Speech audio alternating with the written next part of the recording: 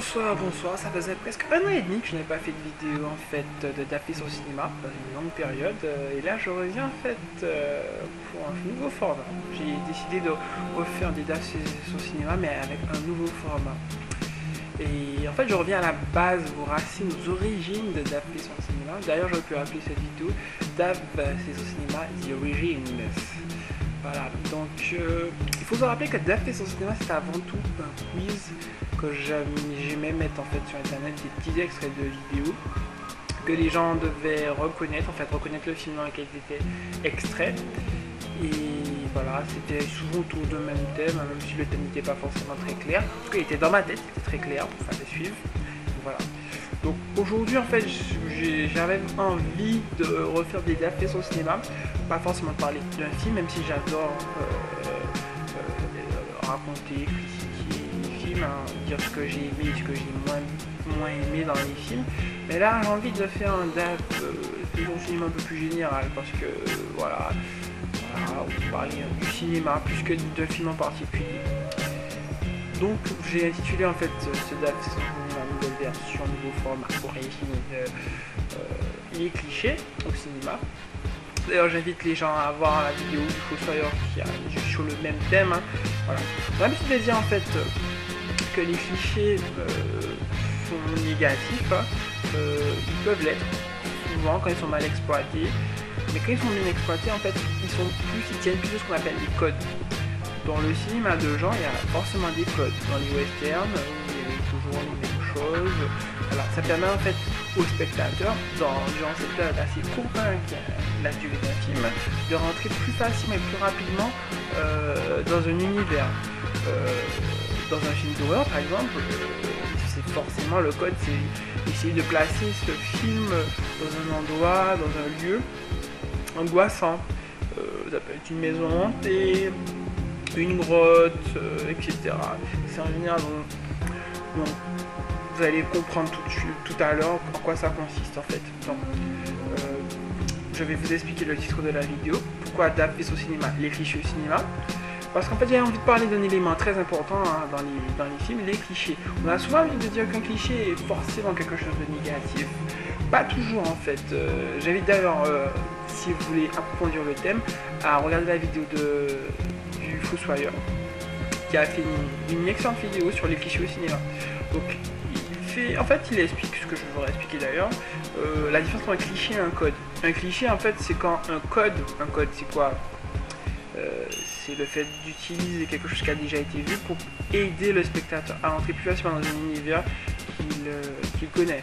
Alors quand c'est trop exploité ou mal exploité, un code devient un cliché. Voilà. Il y a tous les films ont plus ou moins des codes à partir du moment où ils appartiennent à un genre. Donc, il y a des films qui sont plus difficilement classables, les codes sont plus difficilement repérables. Donc, un chef-d'œuvre peut user de codes, bien sûr. Un film d'horreur a des codes, un univers peut être déjà l'univers même est un code, dans le sens où on fait des films d'horreur en général dans des endroits angoissants, maisons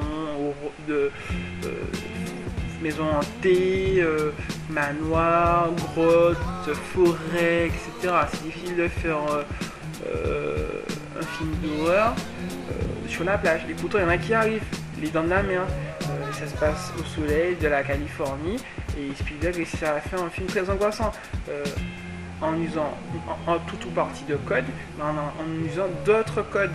Donc là où un film sera intéressant et surprenant, c'est qu'il peut puiser dans les codes de notre genre. On fait un film d'horreur, on peut puiser dans les codes des films d'amour, dans les codes des films de western, dans les codes des films d'action, et vice versa. Un film d'action peut puiser dans les codes de notre film. Et c'est en mêlant en fait ces codes qu'on arrive à faire des bons films. Le risque bien sûr, je disais donc, c'est de mal exploiter ces codes, les clichés. Et en fait, cliché c'est tout simplement un code qui va nous faire dire encore, voilà, bien sûr, il y a des milliers de clichés dans tous les films forcément, mais quand il est trop présent, bah, moi personnellement ça me fait sortir du film. Voilà. Donc j'avais envie de parler des clichés parce que c'est quelque chose qui me tient à cœur en fait. C'est souvent ce que je reproche à certains films, c'est les clichés.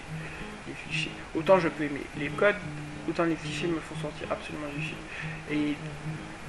Et à contrario, quand il n'y a pas les codes, quand je retrouve pas les codes d'un genre que j'aime ou d'un film que j'aime, enfin, d'un genre que j'aime plutôt, on va pas dire d'un film, du coup, si voilà, je sors du film, tout simplement, je sors du film. Voilà. Donc le premier cliché que j'avais envie d'exploiter, c'était le cliché de la scène dans l'ascenseur. La fameuse scène dans l'ascenseur qu'on retrouve dans beaucoup de films, qui est une scène somme toute assez banale, qui passe souvent inaperçue, et pourtant qui a un enjeu, tout simplement parce que elle ramène le héros, le protagoniste, qui a une vocation à être un personnage extraordinaire, qui a une histoire à raconter du coup, puisqu'il a un film, et qui se retrouve dans ce moment très quotidien de l'ascenseur. Tout simplement, ça ajoute un décalage. Quand Spider-Man, qui est un super-héros, qui est censé se balancer de toit en toit, et se retrouve dans un ascenseur, forcément, en effet, ça donne envie de rigoler, puisque voilà, le super-héros qui prend l'ascenseur, on se dit, c'est comique. C'est un ressort comique, bien sûr. Donc c'est la première utilisation, le ressort comique. Ça peut être aussi tout simplement pour faire monter la pression. Le fait d'être dans un endroit clos, confiné, où tout peut arriver d'ailleurs, hein, pas que du sexe à la volée, hein, tous ceux qui connaissent ces ascenseurs sur les étages, voilà. Il peut y avoir des scènes d'action bien sûr, même si, et c'est le fait qu'il est dans un endroit clos qui est encore plus intégré sur un film. Je pense notamment à deux films comparables, deux scènes comparables on va dire, John McClane dans Die Hard 3, dans la trilogie, parce que pour moi il n'y a pas d'autres films, il n'y a pas de Die Hard 4 et Die Hard 5 qui sont de la merde, je vous conseille de ne pas les regarder ces films, de le regarder mais faites votre avis, où John McClane en fait dans cet ascenseur se retrouve avec des ennemis potentiels, il y a une montée en pression, on est inquiet parce qu'il est entouré, il est littéralement cerné d'adversaires, on se dit qu'il va pas s'en sortir. Une autre scène, c'est celle du Captain America, où à chaque étage, des ennemis rentrent en rajoutant de la tension, de la pression. Ou bien encore dans Drive avec Ryan Gosling, où aussi on sait que l'ennemi est dans l'ascenseur, on sait qu'il va tenter quelque chose et on sait que le protagoniste va devoir réagir vite. Et il y a un retournement de situation dans cette scène. Voilà, donc c'est une montée en pression. À la fois que l'ascenseur descend du monde, il y a toujours une montée en pression puisque le fait d'être confiné dans cet espace clos, voilà, ça ajoute de la tension et une unité de lieu, pas de temps, mais de lieu intéressante. Et la dernière pour moi en fait, la dernière utilisation de l'ascenseur intéressante, c'est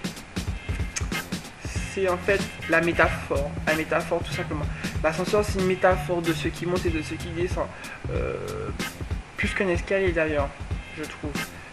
Pendant longtemps en fait les escaliers on définissait la montée vers les cieux par escalier. Maintenant dans beaucoup de films modernes, l'ascenseur en fait permet par exemple spirituellement de dire voilà on prend l'ascenseur pour les enfers ou le paradis. Ça peut être une élévation pas forcément spirituelle mais philosophique ou psychologique. Je parle par exemple de Matrix, tout simplement. La scène dans l'ascenseur, il y a une scène dans l'ascenseur où Neo a une phrase culte du film, une phrase importante où il dit la cuillère n'existe pas. C'est à partir de ce moment-là que Neo se place en tant qu'élu, que héros du film. Enfin, qui trouve en fait son statut d'héros. Parce que bien sûr, à ce moment il ne sait pas qu'il est l'élu. Et donc, il va devenir cet héros parce que même ne savant pas qu'il est l'élu, il va essayer d'accomplir des choses dignes de l'élu. Et c'est en faisant ces choses dignes de l'élu qu'il va devenir l'élu. Est-ce que vous me suivez? C'est un petit peu le cercle vertueux en fait. Si je me sens capable, je le fais. Si je le fais, j'en suis capable. Vous avez compris. Donc, en plus, c'est une scène qui intervient entre deux scènes importantes. La scène d'action emblématique de Matrix, qui est celle du lobby, où il y a cette fusillade magnifique et monstrueuse que tout le monde connaît. Et une scène sur le toit, et notamment la scène où Neo libère Morpheus et en gros Morpheus passe le flambeau à Neo pour devenir en fait le guide de la résistance. Donc voilà, donc c'est à la fois une élévation métaphorique et spirituelle dans ce film. Excusez-moi. Donc voilà, je pense qu'on a fait un petit peu le tour. Bien sûr, il y a d'autres utilisations de l'ascenseur, mais j'ai parlé pour moi des trois principales, des trois plus importantes. Je vous invite d'ailleurs dans vos commentaires à rajouter des choses si vous avez des choses à dire. Et voilà, on va passer à la partie un peu plus ludique de la vidéo. Après, c'est le côté barbant. On va parler en fait tout simplement. Vous allez regarder, en fait, je vais mettre des extraits de vidéos et vous allez vous amuser, j'espère. Prendre plaisir à retrouver les films dans lesquels j'ai retiré ces extraits pour pouvoir en fait les accumuler tout simplement. Et bien sûr il y en a tellement que vous ne pourrez pas tous les avoir, c'est clair, mais je vous invite à mettre ceux que vous pensez être les seuls à connaître ou tout simplement ceux qui vous ont le plus plu ou qui vont choquer, enfin, etc. Ok.